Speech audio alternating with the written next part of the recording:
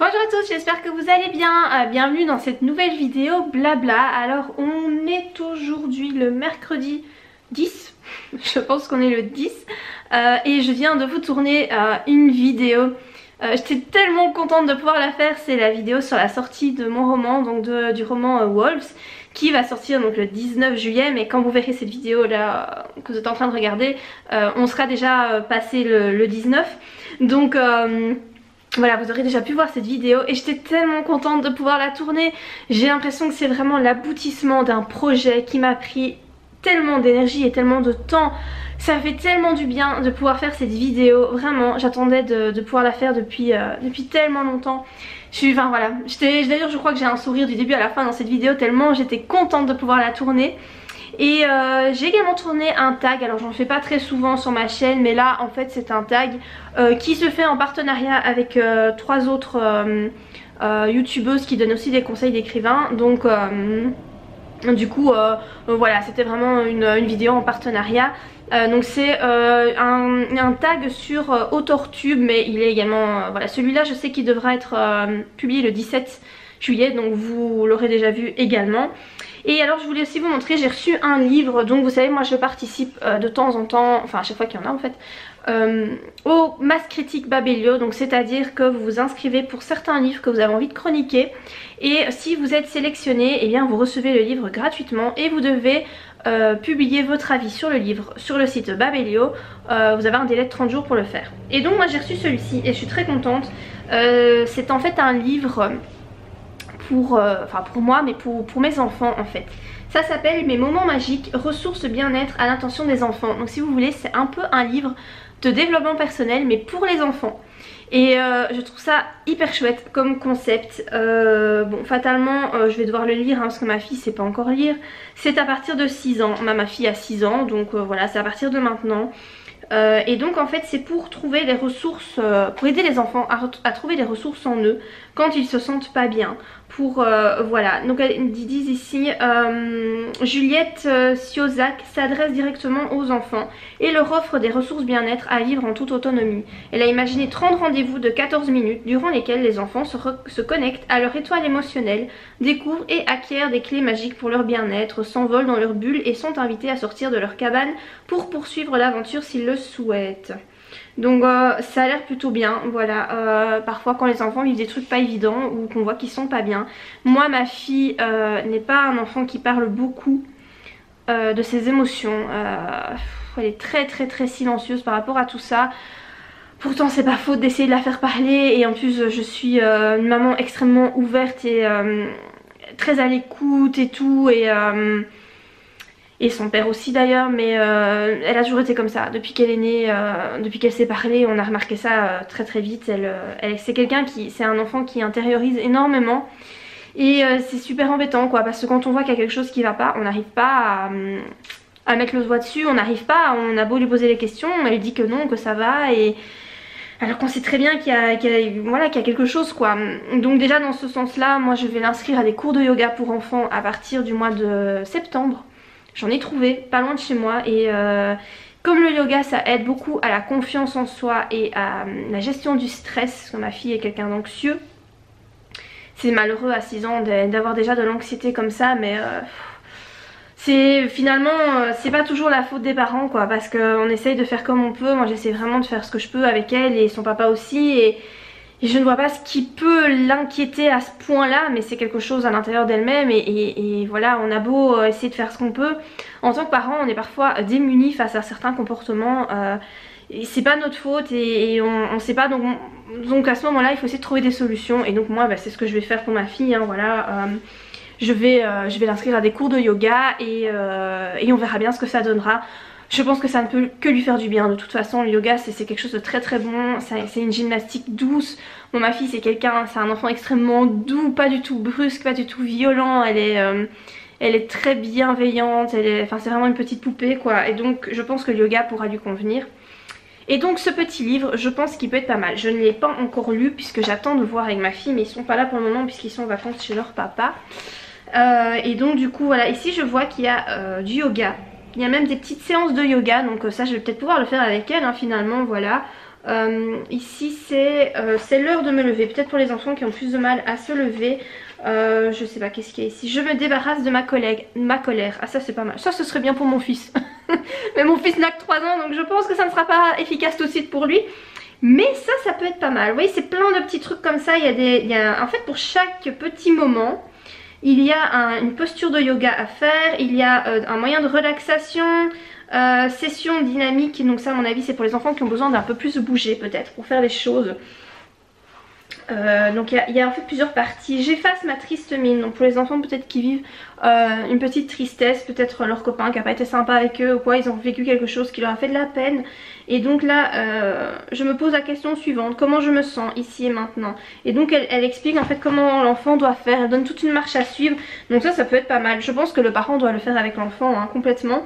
Mais donc à chaque fois, voilà, là il n'y a pas, c'est un jeu du souffle, c'est pas une posture de yoga mais c'est avec le souffle. Et voilà, si toutes les personnes qui s'intéressent à la méditation, yoga et tout ça, on sait très bien que le souffle c'est quelque chose d'extrêmement important pour la relaxation. Le souffle c'est la base, c'est vraiment, même dans les religions, c'est vraiment la base. Quand on se reconnecte à son souffle, on se reconnecte à soi et c'est vrai que ça c'est très bon exercice. Donc voilà, je suis contente d'avoir reçu ce livre, je vais essayer de le potasser un peu plus, mais je trouve ça cool. Un livre de développement personnel adressé aux enfants, c'est à tester en tout cas, donc voilà, je testerai ça. Alors je voulais également vous parler du dernier film que j'ai vu, c'est un film que j'avais tellement envie de voir. Alors oui, ici fais pas attention, c'est un aspirateur industriel, hein. C'est une dernière acquisition de mon chéri, mais on ne sait pas encore très bien où on va le ranger, donc pour le moment il est dans le salon, voilà. C'est très joli hein, mais voilà, nouvel objet de déco. Donc le dernier film que j'ai vu, c'est un livre que j'avais un film que j'avais envie de voir depuis pas mal de temps. Enfin en tout cas depuis que j'ai vu la bande annonce, c'est le film Cimetière, donc qui est tiré du roman de Stephen King. En tout cas quand j'ai vu la bande annonce ça m'avait tellement fait flipper. Rien que voir la bande annonce, d'ailleurs j'ai regardé quasiment sans le son parce que j'avais trop peur, voilà. Pour vous dire, je suis une couillonne moi pour tout ça. Et là j'ai vu le film et en fait ben j'ai pas eu si peur que ça. J'ai trouvé ça un peu nul.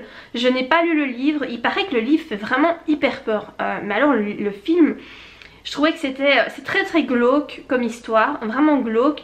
Surtout la fin quoi, la dernière image de la fin. Mais en plus c'est avec des petits enfants, donc moi du coup je fais l'amalgame avec mes propres enfants. Donc c'est vrai que du coup j'avais un peu du mal à certains moments. Mais en fait à part le fait que c'est vraiment dégueulasse et que c'est enfin crade quoi, voilà, et que c'est hyper glauque comme histoire puisque c'est une famille, voilà. Sinon à part ça j'ai pas trouvé ça terrible, voilà. N'hésitez pas à me dire ce que vous en avez pensé vous en commentaire si vous avez aimé. Habituellement j'aime beaucoup les films qui sont tirés des œuvres de Stephen King, je trouve que c'est toujours assez bien réussi. Mais là voilà, est-ce que c'est le livre qui est pas terrible ou alors est-ce que c'est le film qui est vraiment mal fait? Je me le demande. Si vous avez lu le livre Cimetière, n'hésitez pas à me dire ce que vous en avez pensé. Est-ce qu'il fait vraiment peur ce livre ou est-ce que en fait il est pas terrible? N'hésitez pas à me dire ça. Alors je suis également en plein dans la série Stranger Things, donc la 3e saison. En fait là il me reste 2 épisodes. J'ai dévoré cette série mais en même pas une semaine quoi, vraiment même pas une semaine. J'aime tellement cette 3e saison, j'adore quoi, c'est toutes ces coupes de cheveux, cet univers années 80, c'est vraiment mon enfance, moi je kiffe à fond, j'adore ça. Cette 3e saison je la trouve tellement bien, en plus les musiques quoi, les musiques de cette époque là, moi je suis fan, je trouve ça vraiment terrible. Aussi une question que je me posais depuis quelques jours. Je me demande si je vais continuer à publier sur ma chaîne les chroniques de livres comme je le fais dès que j'ai fini un livre, parce que finalement ce sont des vidéos qui sont pas beaucoup vues, qui n'ont pas beaucoup d'interaction non plus, donc je me dis qu'il n'y a pas beaucoup de gens en fait qui cliquent dessus, donc je me dis vraiment que ça vous intéresse pas. Moi je trouvais que c'était assez pertinent avec ma chaîne parce que voilà, ça restait dans le domaine du livre et comme je lis quand même pas mal, je trouvais que c'était pertinent quoi.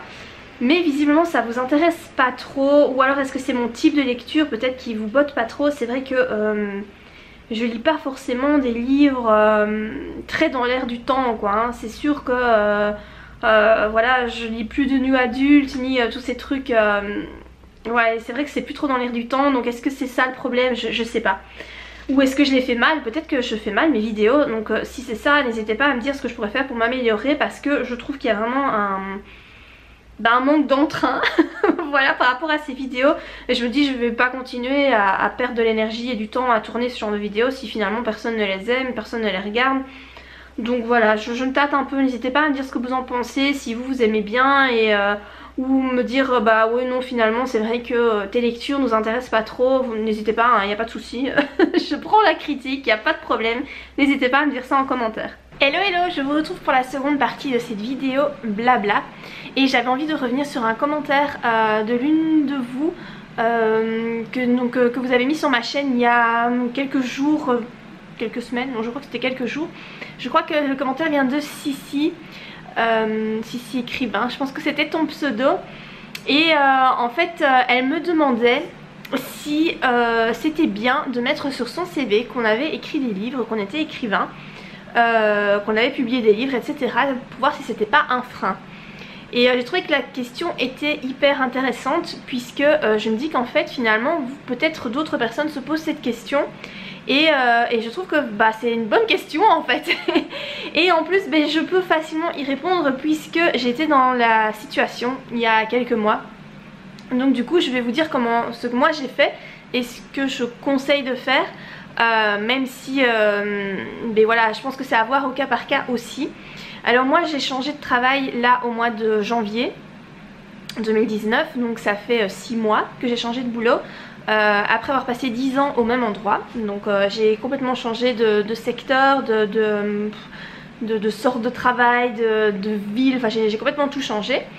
Et donc du coup quand j'ai envoyé mon CV, je me suis posé effectivement cette question de savoir si je devais mettre que j'avais publié des livres, puisque j'en avais publié 6 dans des maisons d'édition, et je me suis demandé est-ce que c'est bien de le mettre ou pas. Et en fait je me suis posé différentes questions, je me suis demandé, je me suis dit en fait que c'était finalement un atout, parce que ça prouvait au futur employeur. Donc moi je postulais pour un poste de secrétaire, hein. Moi je suis secrétaire, j'étais secrétaire médicale pendant 10 ans. Là je ne suis plus secrétaire médicale, mais j'ai toujours un emploi de secrétaire, sauf que le secteur n'est plus du tout le même. Qui dit secrétaire dit capacité d'écriture, capacité en français, en orthographe, etc. Le fait d'écrire des livres, en principe ça montre quand même que vous êtes capable de gérer le français, d'écrire normalement plus ou moins sans faute, hein, même s'il y a des écrivains qui écrivent avec des fautes, mais en tout cas, moi c'est vrai que quand je pense à écrivain, je me dis c'est quelqu'un qui sait écrire quoi, qui fait pas de fautes et qui sait faire des phrases, et voilà, qui est à l'aise avec la langue française. Donc je me suis dit que pour moi l'emploi pour lequel je postulais c'était un atout finalement.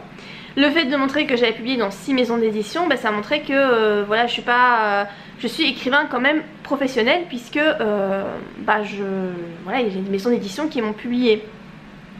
Et pour moi je fais partie des écrivains professionnels, même si je n'en vis pas, je fais partie quand même des écrivains professionnels. Et donc je me suis dit finalement voilà, moi j'avais fait un onglet, si vous voulez, compétences, où je marquais les différents logiciels que je maîtrisais, puisque voilà, avec mes études, etc.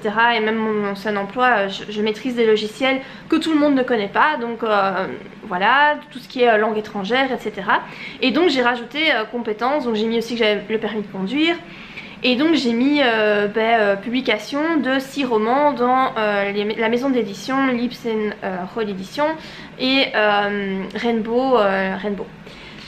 Et je me suis dit voilà, on verra bien lors de l'entretien si on pose des questions par rapport au métier d'écrivain ou pas, en sachant que moi les livres que j'écris ce sont des livres érotiques, donc c'est toujours un peu délicat quand on pose des questions sur le genre de livres que j'écris. Mais voilà, étant donné que j'assume complètement le fait d'être écrivain et que je n'ai pas de gêne par rapport à ça, ou voilà, je m'assume complètement en étant écrivain, et je n'ai pas de soucis. Pour moi c'est vraiment un atout et c'est une fierté, donc du coup je me suis dit si on me pose des questions j'y répondrai, et puis c'est tout quoi. Et je me suis également dit que peut-être ils allaient être intrigués par mon CV, puisque c'est pas tous les jours qu'on rencontre des gens qui sont écrivains, c'est quand même pas quelque chose d'hyper courant, hein. Donc je me suis dit peut-être que s'ils sont intrigués par mon CV, ils auront envie de me rencontrer, et que du coup j'aurai plus de chances d'obtenir le job, puisque je voulais absolument cet emploi. Et il se trouve que donc j'ai j'ai dû passer un entretien pour un premier boulot et j'ai pas eu ce boulot là, enfin le boulot était pour moi mais les horaires ne m'arrangeaient pas du tout, donc du coup j'ai refusé l'emploi. Mais et donc lors de ce premier entretien, on ne m'a pas posé de questions sur le métier d'écrivain, pas du tout. On ne m'a rien demandé par rapport à ça. Deuxième entretien, on m'a rappelé donc quelques semaines plus tard, donc 3-4 semaines plus tard, en me disant qu'il y avait un autre boulot qui était disponible. Et voilà, on m'a demandé si j'étais intéressée. Donc évidemment ce boulot m'intéressait encore plus que le premier, donc j'ai eu beaucoup de chance. Et je me suis présentée. Il y avait plusieurs candidates et en fait je me suis retrouvée face à 9 personnes. Je m'y attendais pas du tout. La première fois j'étais face à 4 ou 5 personnes, je ne sais plus si c'était 4 ou 5.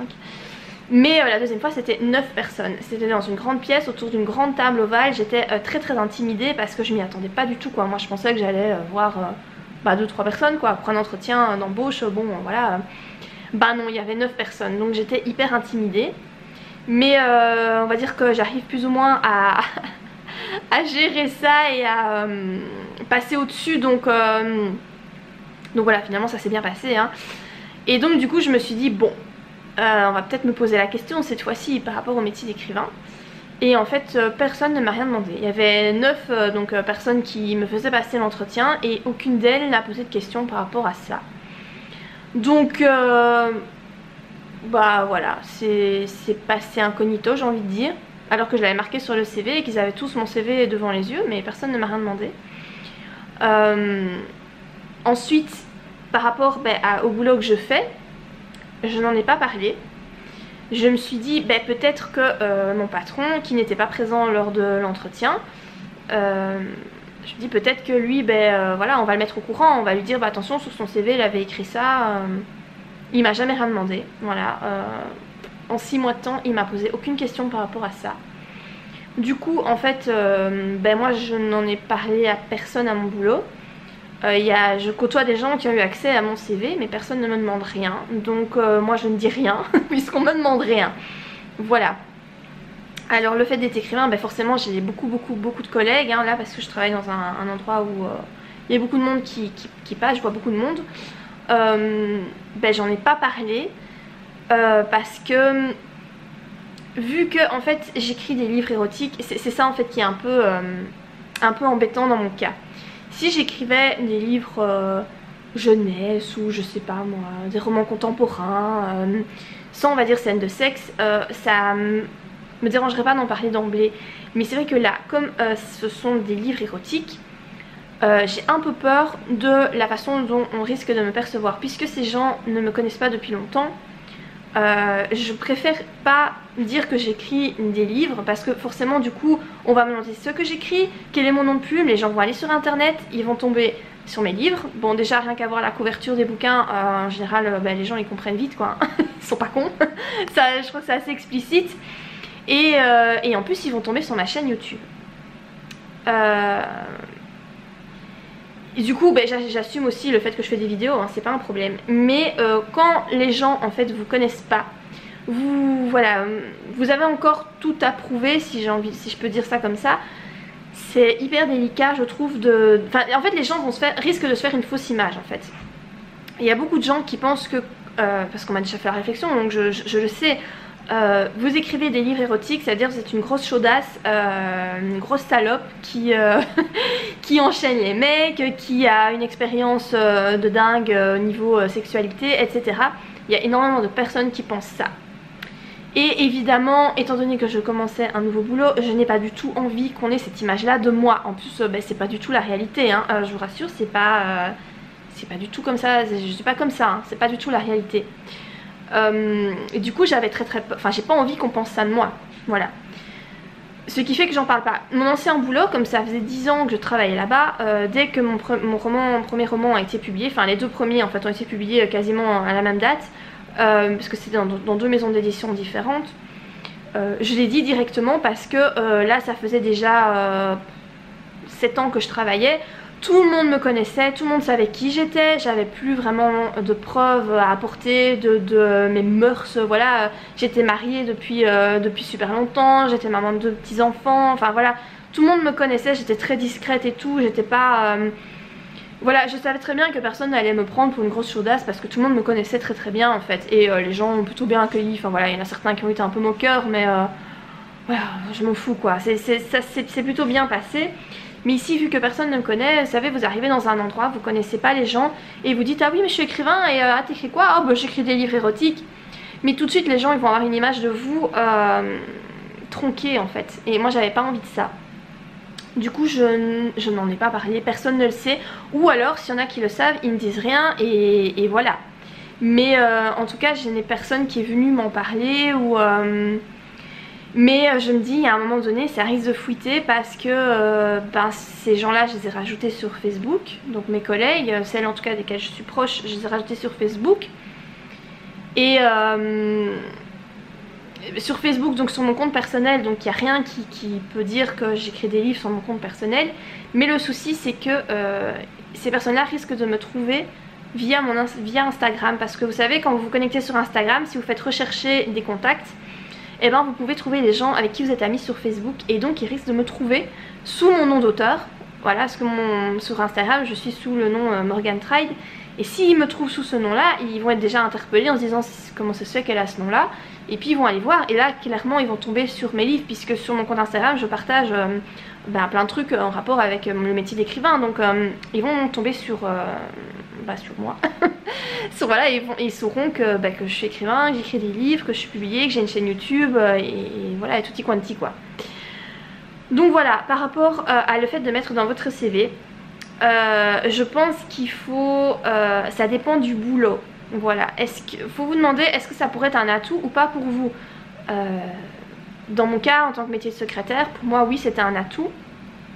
Après je sais pas si ça a joué en ma faveur, j'en sais rien puisqu'on m'a posé aucune question donc je peux pas vous dire. Mais après si vous, je sais pas moi, si vous avez un boulot je sais pas moi plus strict ou je sais pas, il faut vraiment peser le pour et le contre en fait. Ça va dépendre je pense du boulot. Mais ça peut aussi jouer dans le fait que les recruteurs peuvent être intrigués par votre profil. Se dire tiens un écrivain j'en ai jamais rencontré, j'ai envie de rencontrer la personne parce qu'elle est écrivain. Et du coup ça vous donnera une chance d'obtenir le job. Donc voilà, moi j'ai tenté le coup et ça m'a pas porté préjudice. Voilà, je sais pas si ça a changé quelque chose, mais en tout cas ça ne m'a pas empêché d'avoir le job. Et voilà, je pense que ça va vraiment dépendre du boulot, donc c'est à bien réfléchir je pense. Et je crois qu'il faut le mettre que vous êtes écrivain à partir du moment où vous avez publié un livre. Je pense pas que ce soit une bonne idée de mettre que vous aimez écrire si vous n'avez jamais publié de bouquin. Parce que ça peut justement jouer en votre défaveur. Parce que ça peut montrer à votre futur employeur que vous n'êtes pas assez bon que pour être publié. Ça peut avoir un côté péjoratif. Donc moi je ne mettrai pas que vous aimez écrire si vous n'avez jamais publié un bouquin. Par contre si vous avez publié un livre ou plusieurs livres dans une maison d'édition, je pense que c'est bien, enfin ça peut être une bonne idée de le mettre en fonction des emplois. Après ça reste que mon avis et je ne voilà, je n'ai que mon histoire personnelle pour pouvoir témoigner de ça. Donc je ne sais pas, je ne connais personne d'autre qui a été dans ce cas là et voilà, je ne sais pas, si jamais vous passez sous cette vidéo et si vous avez aussi postulé pour un emploi et mis dans votre CV que vous étiez écrivain, n'hésitez pas à témoigner et à mettre en commentaire si ça vous a porté chance ou justement si ça vous a porté préjudice ou qu'est-ce que vous avez fait, etc. Si on vous a posé des questions, n'hésitez pas à témoigner parce que du coup voilà, moi je ne connais pas beaucoup d'écrivains. Dans mon entourage il n'y a pas d'écrivains, il n'y a que moi, donc c'est difficile de pouvoir, de savoir... de pouvoir avoir d'autres témoignages et voilà. Donc n'hésitez pas à témoigner si vous avez vécu ça aussi. Je pense que ça pourrait intéresser pas mal de monde parce que forcément vivre du métier d'écrivain c'est presque impossible. Donc je pense que 90% certainement des écrivains doivent avoir un job alimentaire à côté. Il n'y a pas le choix quoi. Donc forcément il y a un moment donné la question risque de se poser pour d'autres personnes je pense. Donc voilà, par rapport à la réponse à cette question, j'espère que ça vous aura aidé si vous vous posez la question. Voilà, je pense que je vais arrêter la vidéo blabla ici. J'espère qu'elle vous a plu. Si c'est le cas, n'oubliez pas de la liker. Et moi je vous dis à très bientôt pour de prochaines vidéos. Bye!